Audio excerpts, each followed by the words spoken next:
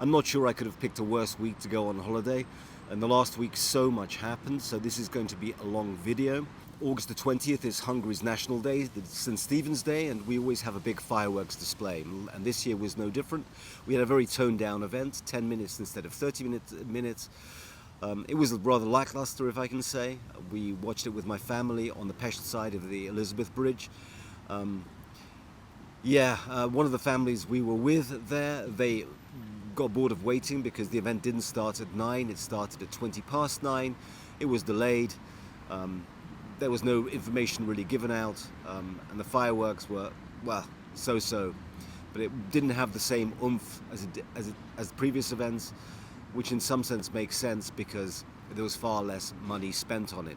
Ákos Hadházi, a Hungarian corruption finder, he has discovered that the tender procedure used by the Hungarian government was not exactly fair. So how things went down: with only weeks left, officials used an emergency negotiated procedure. That means no public notice and only 3 companies invited instead of an open tender. Hard Rock Kft., led by lighting and visual artist Daniel Besnyő, was the only firm, though, that submitted a bid, and it won the contract of a little bit over 3 billion forints. That is around, well, let's say 8.5 million euros. This was for a reduced 10-minute program. Hard Rock is quite a small company. They made 200 million forints approximately last year. It turns out, though, that this entire procedure was a little bit murkier than we would have hoped and a little bit murkier than TISA promised that they would be doing. And it involves Vice President of TISA, a man called Mark Rodnai, who also is a sitting MP at the moment. The timeline actually begins on June the 16th. Then TISA's former events director, Miklós Zelcsényi, he emailed Lounge's Dear Wolf. Now, Lounge was a company run by Gyula Balási. He was the propaganda king, so-called propaganda king, under Fidesz. And they had the contract before for the fireworks. Now, he thanked her for a meeting that day and said he was requesting information on this year's fireworks celebrations. At the request, and this is a direct quote from the email, at the request of Government Commissioner Mark Rodnai, and Rodnai was copied in on the emails. On 21st of June, Hard Rock's Daniel Besnyő, the guy who runs the whole thing, he joined the exchange and began asking for budget figures, supplier lists, and so on. On June the 23rd, the contract with Lounge was terminated officially. On June the 24th, official work began on defining the new, cheaper specification. Rodnai again was copied in on this information. And on July the 2nd, the government decided on a reduced event and which companies to invite. And on July the 7th, official invitations go out to the 3 firms. Hard Rock had already gathered information and had a 2-week head start on all the companies. And if you know anything about tenders, short-term tenders especially, that is a huge, huge advantage. Hard Rock also took on board 13 members of Lounge to help with this celebration. Now, Mark Rodnai, who is in the spotlight because of this, he says that he actually didn't read any of these emails, so he didn't really know what was going on. I mean, he gets copied on a lot of emails apparently, and he doesn't read them. And he only knew of the content from the press. Now, unfortunately, this excuse doesn't wash. TISA campaigned on specifically one of many things, which is not being the party that will give out contracts to companies close to them, but will be transparent and open and all this sort of stuff. Well, it's beginning to look like this isn't the case, because he was on these emails.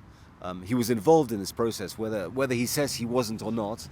He was involved in this process.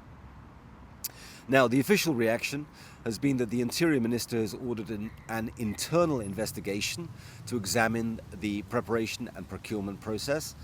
Fidesz has filed a public interest notification. Mihazánk has filed a criminal complaint.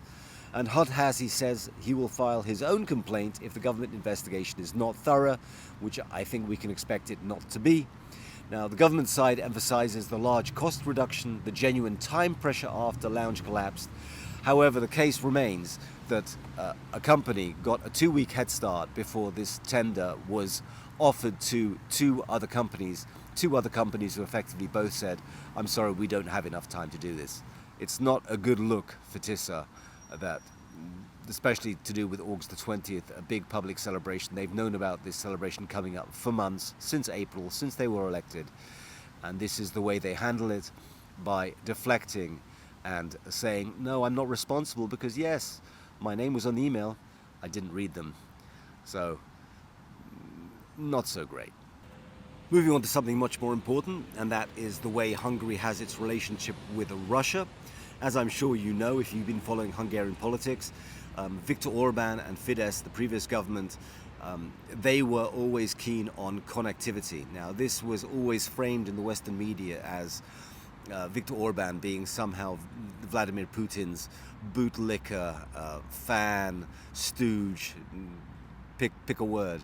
But it was to do, really, if you look about it, with Hungary trying to maintain a relationship with, however you look at it, an important partner.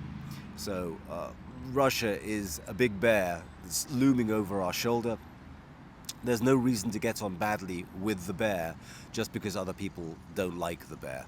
There is no reason for that. That makes no sense. Hungary and Viktor Orban especially, and Fidesz especially, they understood that if there is a problem, no one is coming to help us. No one has ever come to help the Hungarians. There's no reason to imagine it would be the case now. NATO here or there. Do you think that if Russia attacks Hungary, NATO is going to go to war for Hungary? Because I don't. I don't think that at all. I think we'd be left to our own devices, or we'd be left in the palms of the Russian bear, like we were after World War II by the delightful Americans who were happy to give us away. FDR was happy to give away the whole of Eastern Europe to Stalin, because why not? He was a communist. No, I'm joking. Not really. But anyway, this week, Magyar Peter made some news, our Prime Minister, because he effectively said that Russia is not to be trusted. I think he got a big pat on the back from the European Union for saying this, because he's finally in the EU and NATO fold, where we repeat the same talking points over and over again. Russia is bad, Russia is an aggressor, Russia is all of this stuff. And none of this really is in the interest of Hungary. All of this, of course, makes it even more likely that we will be weaned off Russian gas and Russian oil. Even though at the moment we still have a little bit of a connection to both of those, it looks likely now that as Hungary becomes more offensive to do with Russia, at least when it comes to words, and as Hungary aligns itself much more closely with the EU with words, it seems much more likely that we are going to step away from cheap Russian energy and move towards expensive American energy that is imported through Poland and comes through us through pipelines, which is a very, very dumb move. And it's a move that the Hungarian electorate will not appreciate. Ideology here or there, Hungarians are not rich, and Hungarians don't want to pay more than they already are paying, just because it makes the people we must follow in Brussels happy.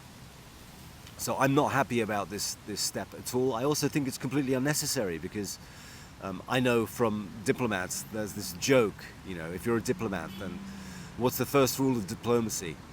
Think about what you're going to say, think about it again, think about it a third time, and then say nothing. So Peter Magyar, our Prime Minister, could, instead of being, let's say, pro-Russia, as Viktor Orban was, he could have been Russia neutral and said nothing. But instead, we've gone the entire other way, and now we're anti-Russia.